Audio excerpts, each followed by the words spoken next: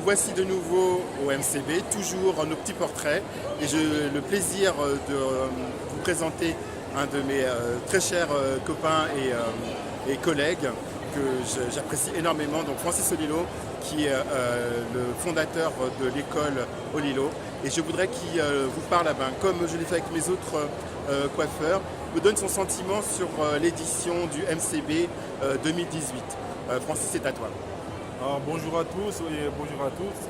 Et donc voilà, on est en MCB, comme vous pouvez le voir, comme on appelle le Mondial Beauté Coiffure. Donc je suis venu avec les élèves pour pouvoir visiter. Et on s'est rendu compte, comme d'habitude, que ils disent Mondial Beauté Coiffure, mais moi je dirais beaucoup plus, c'est un salon du cheveu caucasien. Et ce qui je trouve dommage parce qu'ils n'ont pas encore cet état d'esprit, l'ouverture d'état d'esprit. Et au niveau du cheveu afro en lui-même, il n'y a pas de représentation. Et je trouve ça dommage.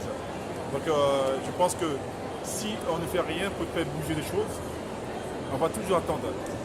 Là on est en 2018, même en l'an 38 ou bien 48, si on fait rien, mais on sera toujours sur le même point de départ.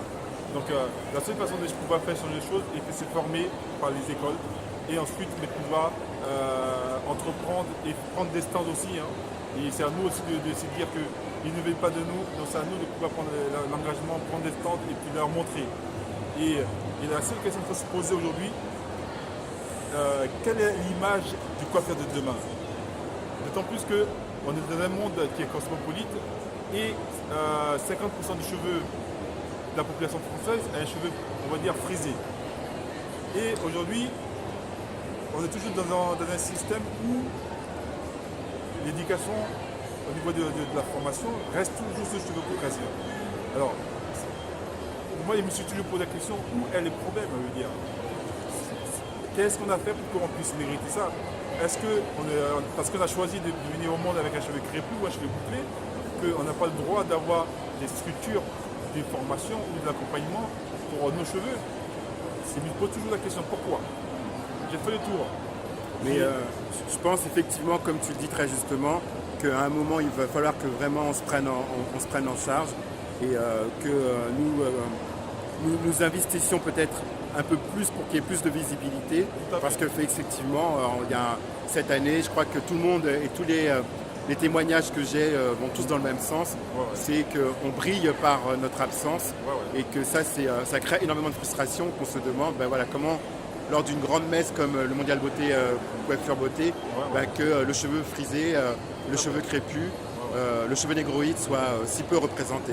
Effectivement, c'est un vrai sujet de réflexion et qu'on se pose véritablement les questions de savoir que doit-on faire pour pallier à ce manque. Quoi. Tout à fait. Mais aujourd'hui, quand on voit par exemple aussi, le mondial aussi, il est géré aussi par la fédération de la coiffure. Donc moi j'ai vu par exemple le référentiel de la coiffure est géré aussi par la fédération. Donc j'ai lu du début jusqu'à la fin du référentiel qui a été validé par l'éducation nationale. Dans les programmes, à aucun moment on parle du cheveu crépus.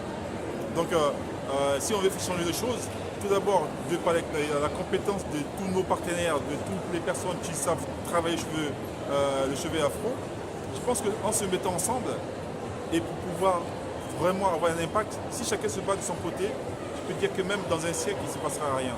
Donc je pense que si il n'y a pas d'unité dans ce que nous on fait, on pourra toujours entreprendre, mais je pense que voilà, ce serait se battre contre un tsunami où on sait qu'on est déjà vaincu. En fait.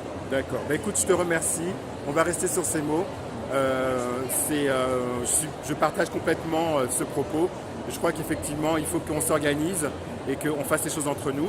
Donc, écoutez, Francis, vous serez amené à le revoir très très bientôt sur HTV parce que nous avons l'intention de faire de nombreuses choses lors de cette prochaine année scolaire qui démarre.